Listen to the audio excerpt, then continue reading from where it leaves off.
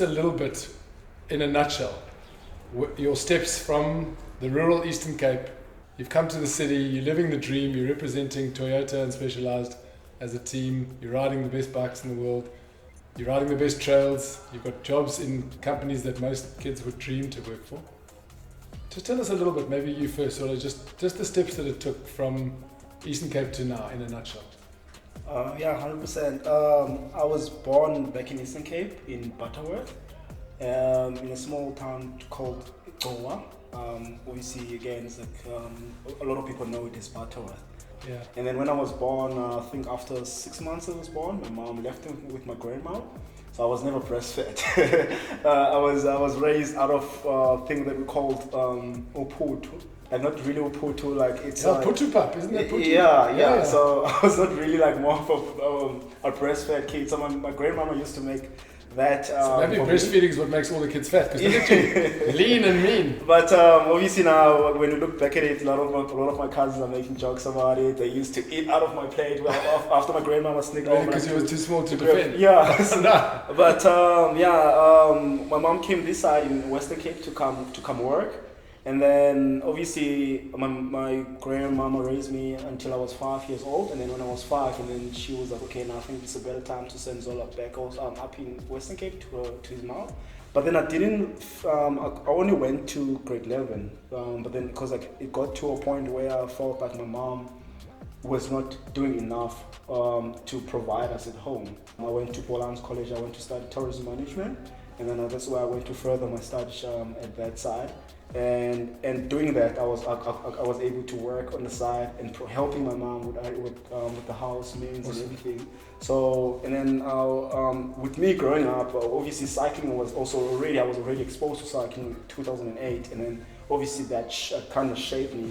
That's and with BMX at the with time. BMXing, and obviously growing up in the township, there's a lot of like drug abuse, alcohol abuse, and if you're exposed around those things in a township, your future is like literally nowhere. Yeah.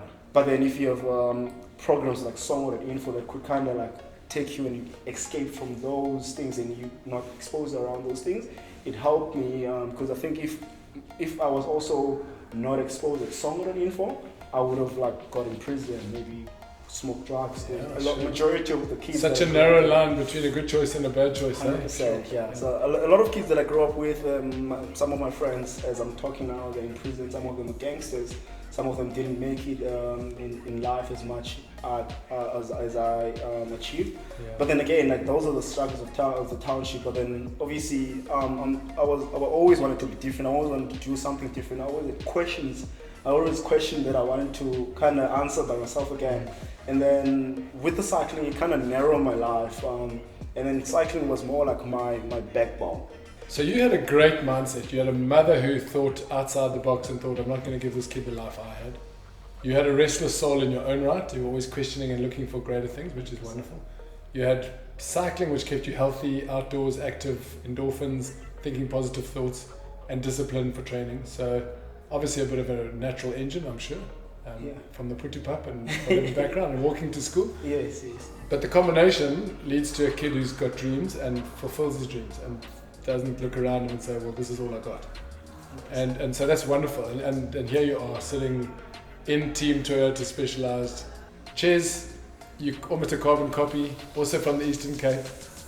Come through Songo, also were a BMXer, not a downhiller like this crazy guy. Probably too small, too light to get down hills fast. But here you are, you've got your teammate here, your elder statesman, who you were telling me earlier, you had to push him up the climbs at Sani to see. So everyone has his good and bad days, we know that. That's the beauty of a team dynamic. So it's great to have a leader, a role model, but also a friend who's been through the same process you have. Tell us a little bit about your life and how you ended up here. So also growing up in the Eastern Cape, same as Zola. There's a lot of farming where I grew up, which is in Dutya. Like I grew up in the small town and village. So there's a small village around Dutya which is called Drying Location. So when it comes to school, I was never like that very exposed into school. When it comes to school, my sister was the only one who was given that chance to go to school every day. Like I would have to choose. Friday we we are feeding up cows, so you are not going to school. So that was like, I had to wait for a call to my grandparents to tell me what to do instead of going to school. So I enjoyed that life, and then, but again, I was like, why not? So I always had that inside of why they not sending me to school like my sister is going to school. So I always had that question inside me until I got a chance to like, okay, to make myself a decision to go find my own path. Like I told them that I need to try school myself. And then 1 year I was like, okay, I think the schools of the Eastern Cape, they're not really challenging to me. I had to talk my parents down and told them that if would they want me to continue with my studies, then I would love to do it somewhere else, not here, because my sister studied here, my older brothers tried to study here. I would like to go study somewhere else. And then they were like, where would you want to go? Then I was like, I've got an older brother in the Western Cape. So were you in Kaimani at that stage? Yes. Okay. But I was still staying with my brother. So because I used to see Christopher and Barry, all the international riders racing, there was a race called Champions Race. Yeah, cool. So, Harvey, all of the big names. Yes, so they used to race there, and then I got like so excited. And then I was like, okay, they racing all around this clubhouse, and then I see some kids are playing there. Why not try it out? And then I went there, asked if how can I join the program. Then they told me, let me just come in tomorrow and ask the manager, which was Songo back then. Yeah. Then got there, then Songo gave me a bike. Didn't even ask for much of the details. Like, then I was like, can you ride a bike? And then I was like, yeah, I can ride a bike. Then they gave me a bike, try it out. Because you had been doing BMX, eh? Before. No, not that yet. Was the start of that the was BMX. The start of the BMX. Yes. Okay. As soon as I got the rhythm, I was like, okay, I'm in it now. I don't think there's another sport that I would love much than this one. I have to focus on this one. Let's take off the cricket, soccer, or other sports. Just have to stay focused on this one and see where it's gonna end. So just a quick one. So you started in BMX, which gives you the technical skills, for sure. All the best technical riders, they start with BMX. Then you got your endurance, your engine going with road biking, and now you're into mountain biking and doing Spurs League. Yes. How did you do in the Spurs League? Were you a natural? Were you? So in the Spurs Leagues, because it was sort of laps, I didn't even enjoy it. Like I was just riding for the sake of riding, being around other kids. That was the only part that kept me going in the mountain bike, because like you've got to race different tribe of people. So I was like, okay, yes, I want to stick with mountain biking, but I don't like spelling. It's too short or what? You want to go further? No, it was not too short, but it took me time to get my body warm when it comes to spelling. You would do like 4 or 5 laps, and then my body would be warm enough in 6 or 7 laps. So you really were a diesel engine in the making. The race is already over by then. And because I was used into riding with Sips, and Sips was preparing for his World Cups and his international racing back then, so my body was literally not warming up quite easy. So you were made for the Cape Epic, eh? You like it long and hard. Yeah, I think so. Because I also used to challenge the first riders of Songo that they were racing Epic. When they are training for Epic, I used to join them and trying to show that Songo are like, I really need to race Epic, or I'm a very good candidate for the sport, because they were selective. You have to train in order to be selected for Epic. So they would say, okay, all the riders must train. So we were training, but we didn't know who's going to be selected to go race Epic. So I would just join.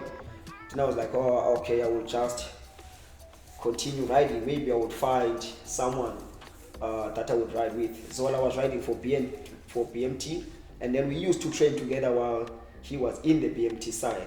So we used to challenge each other on training. Every time we go ride, we would let the other riders do 4 passes on the Somerset side, and then we do it on the Franschhoek side.